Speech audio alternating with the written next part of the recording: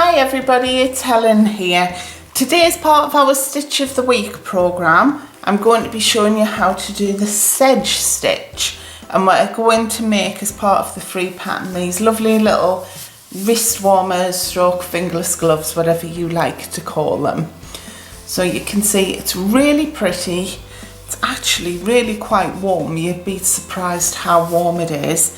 And you can make it with any yarn that you have available. So for instance, these ones here that I made for my daughter are made with DK yarn, or number 3 I think it is in the United States. So basically you can use any yarn, just use the appropriate hook size for whatever you choose.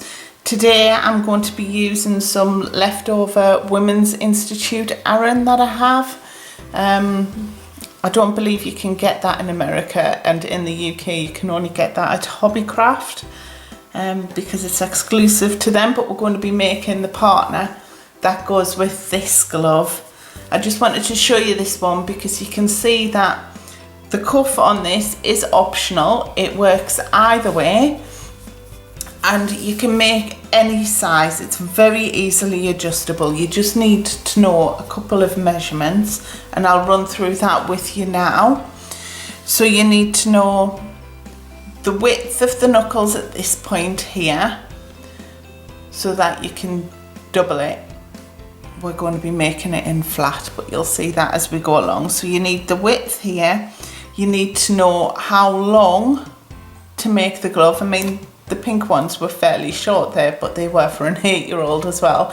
How high up you want them to start and how far down you might want to stop here, add a cuff. You might want to go all the way down and not add a cuff. It's entirely up to you. So you need that measurement, but you also need the measurement from where the top of the fingerless gloves will come from to where the fleshy part of your thumb starts, just so that we can get a comfortable hole there for the thumb to go through. So moving swiftly on, I don't know whether you want to have a quick look at the stitch itself. You can see it's really quite pretty, really quite feminine, and if I put it on you might be able to see it a little bit better there. So the holes aren't huge in this at all. It does give quite an attractive look, really. And we'll just make a start, shall we? These are going to be super quick project for you. It's much easier than what it looks. And I'm sorry, I'm just grabbing my yarn here. So what we need to do is the sedge stitch itself works from multiples of 3. So you need a multiple of 3 plus 2.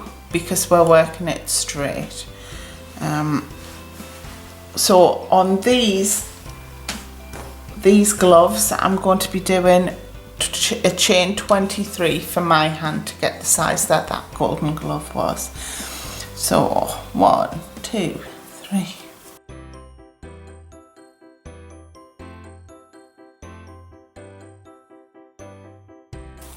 23. So then what we're going to do is we're going to work into the second chain from the hook, because what we're going to be doing is we're going to be adding 1 row of single crochet. I don't know whether you can see the single crochets that go across there.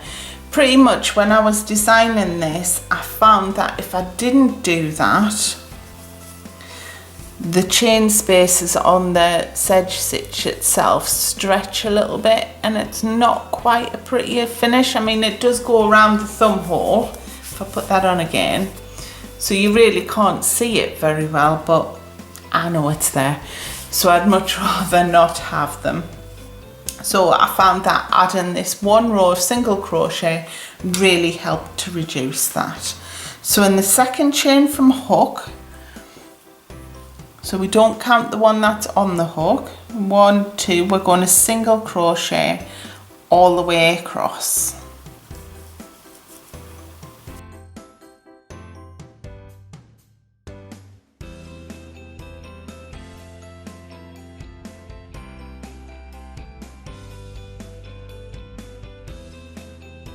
Remember, if you're making this to your specific size, you just need to chain as many as required to get the length in multiples of 3 and then add 2 stitches. So there we are at the edge. So now we can start the sedge stitch. So to do that, what we need to do is just chain 1 and turn. Now that chain 1 is going to be classed as a stitch for the purposes of this. So the sedge stitch itself is made up of a single crochet, a half double crochet and a double crochet, all in the same stitch. Then we skip 2 and repeat all the way along until we get to the last stitch, when we just do a single crochet. So I'll show you how we're doing that. So we've chained 1, so that counts as our single crochet for the start of the row. So then we need to do a half double crochet in that first stitch. Oops. And a double crochet.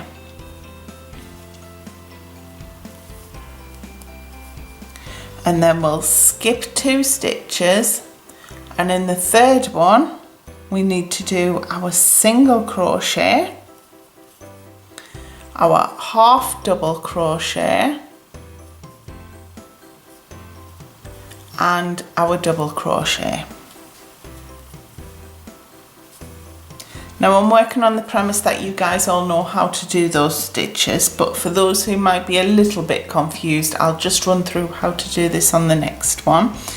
So we'll skip 2 stitches, and into the third stitch we need to do a single crochet. So to do that, you've already got 1 hoop on your hook. You insert your hook into the stitch, wrap your yarn around your hook and pull it through. That'll give you 2 loops on your hook. You wrap the yarn and then you pull that through both of those loops that you've just made, and that is your single crochet. Your double crochet is, your half double crochet, which is next, is very similar. So we start this time by wrapping our yarn around our hook before we insert it into that stitch. So then we've effectively got 2 on our hook. We insert it in, wrap your yarn and pull it through. That gives us 3 loops on the hook. Then we'll wrap our yarn and we pull it through all 3 hoops. And that's our half double crochet. So our double crochet is just a slight extension of the half double. So we'd wrap our yarn like we did for the half double. You insert your hook, wrap your yarn and pull it through. So you've got 3 hoops on that hook. You wrap your yarn and you put it through the first 2 hoops on your hook. So you're left with 2 hoops still. Then you wrap your yarn again and pull it through the last 2 hoops, so you're just left with the 1 there. And we're going to follow that all the way along. So we'll skip the next 2 stitches, and into the third we need to be working a single, a half double and a double crochet. Skip 2 and do the same all the way along until we reach that last stitch.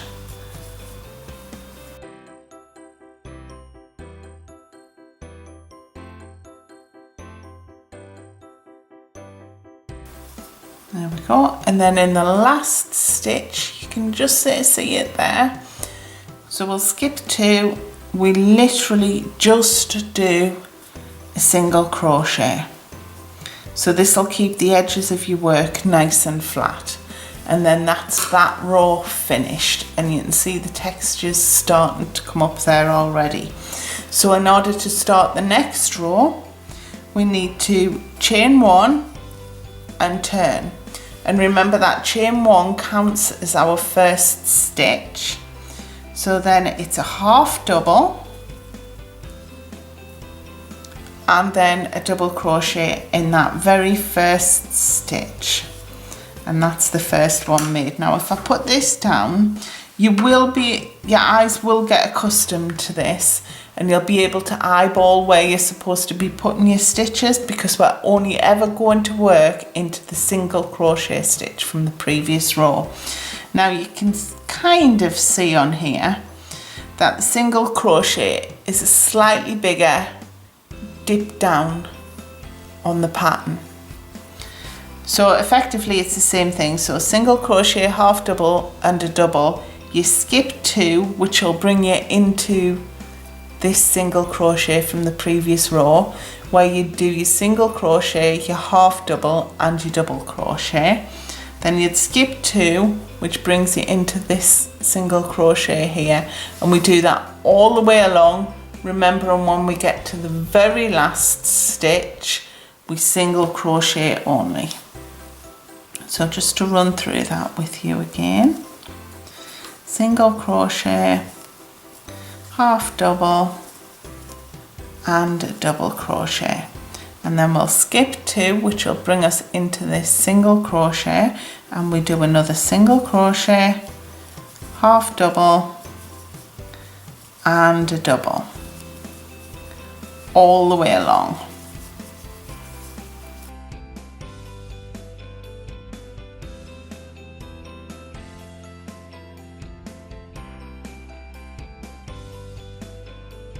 And then in that very last stitch, we need to be doing a single crochet just to finish off the row and keep that edge nice and straight. And then we'll chain 1, turn. Remember that chain 1 counts as our single crochet for the first stitch, and then in that first stitch we need to be doing a half double and a double crochet.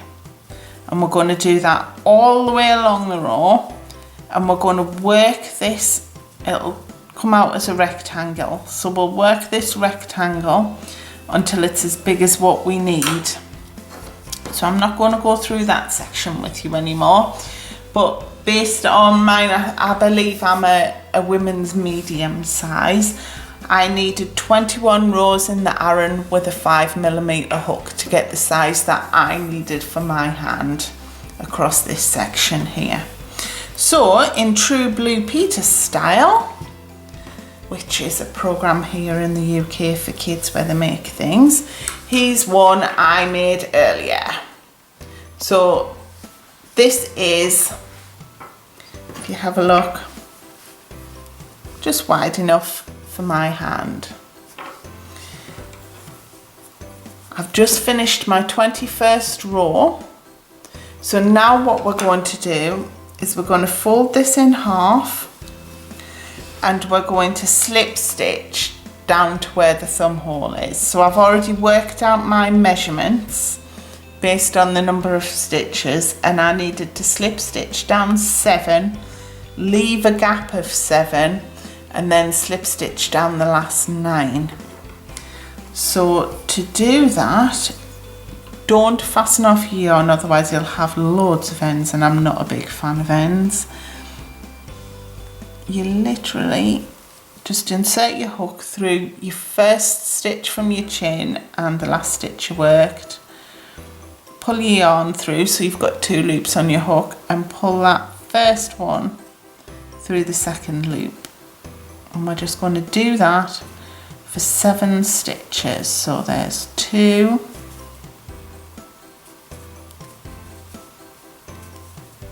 3, 4, oops, 5,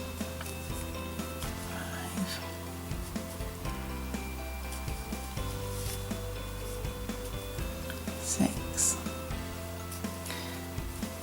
7, and then I needed to leave a gap of 7 for my thumb. I do have a rather fleshy section there, as you can see.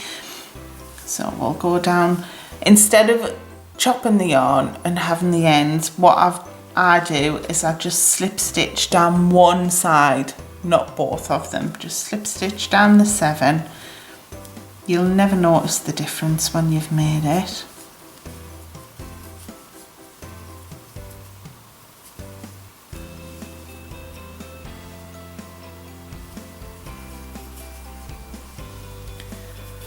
And then we'll rejoin. If we count 7 down.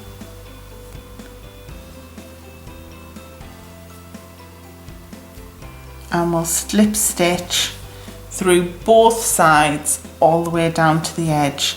Again, when we get there, we're not going to fasten off. We're not going to cut our yarn, unless of course you don't want the cuff, and then you're all done. And it's a case of just fastening off and swinging those ends.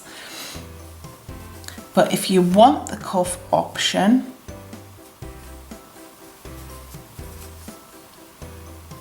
just bear with me a moment.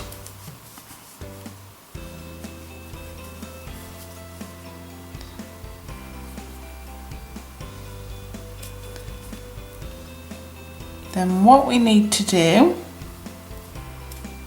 is just get our work, chain 1, and we need to single crochet evenly around this bottom rim. Now don't make them too far apart, because what you'll end up doing is squashing your work and it'll be really difficult to get your hand and your wrist in there. So more stitches is better than none, but try and keep them about even. So on this one that I made yesterday, I found that I could do 24 stitches, single crochets, quite comfortably, just eyeballing where the stitches should go. So I've chained 1 and then 24. Oops, just got it caught a little bit there. 1.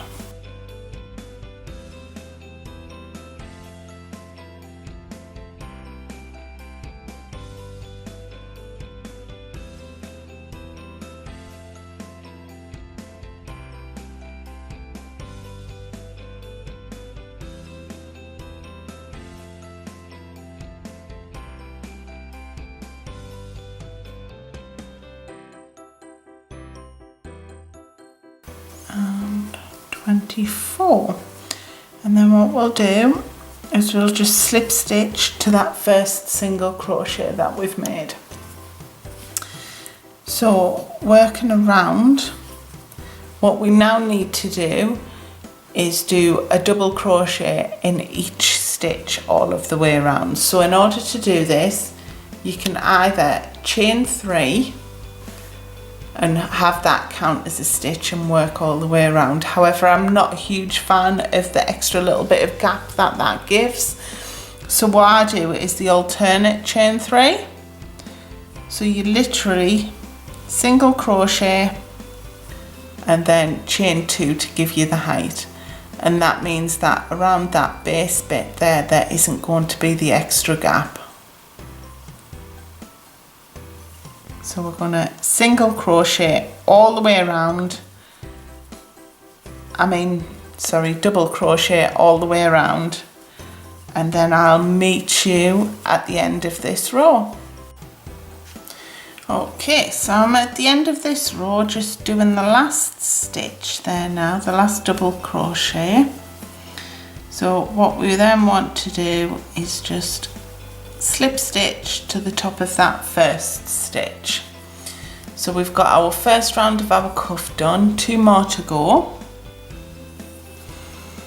This round, I chain 1 because we're going to do front post and back post double crochets just to get this ribbon effect all the way around. So in order to do that, we've just chained 1, wrap your hook and you do a double crochet. Doesn't matter whether you start with a front post or a back post, it'll work out. So I'll start with the front post. So you go, slide your hook underneath the stitch there, to pull it through, and then work your double crochet, finish it off as you would ordinarily.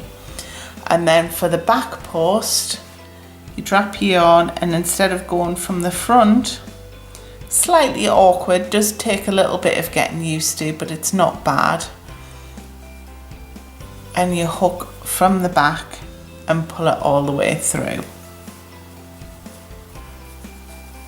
So front post again, so you wrap your yarn, you keep working from the front of the stitch, you hook the whole stitch and you pull your yarn through, and then you work your double crochet as you would ordinarily. The back post, you go in from the back.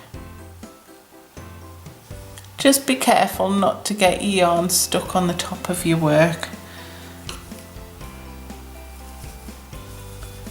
So you can see it's quite simple, quite an effective technique if you've never used it before. It is ever so slightly awkward getting used to it, but it does give some really pretty effects once you're finished. So we're going to do that all the way around because we started on a front post.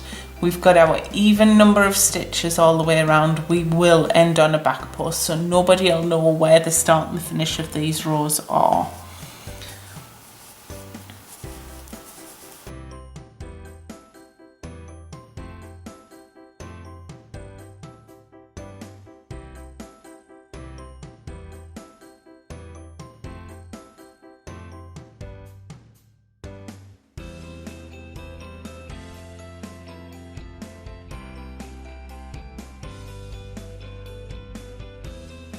Now again, you can make the cuff as long as you want to.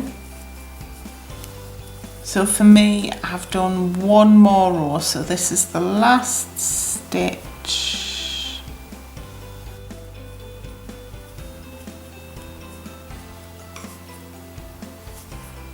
There we go. Just gonna fluff this one. Oops.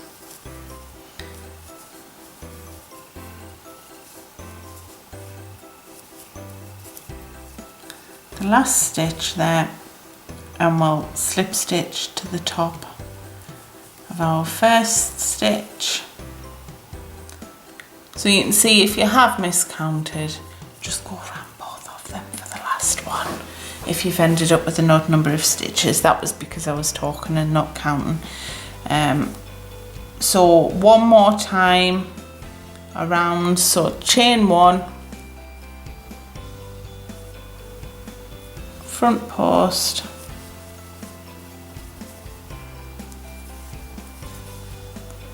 and then back post the next stitch. You can see the back post stitches, you can see them, and it's the same technique all the way around.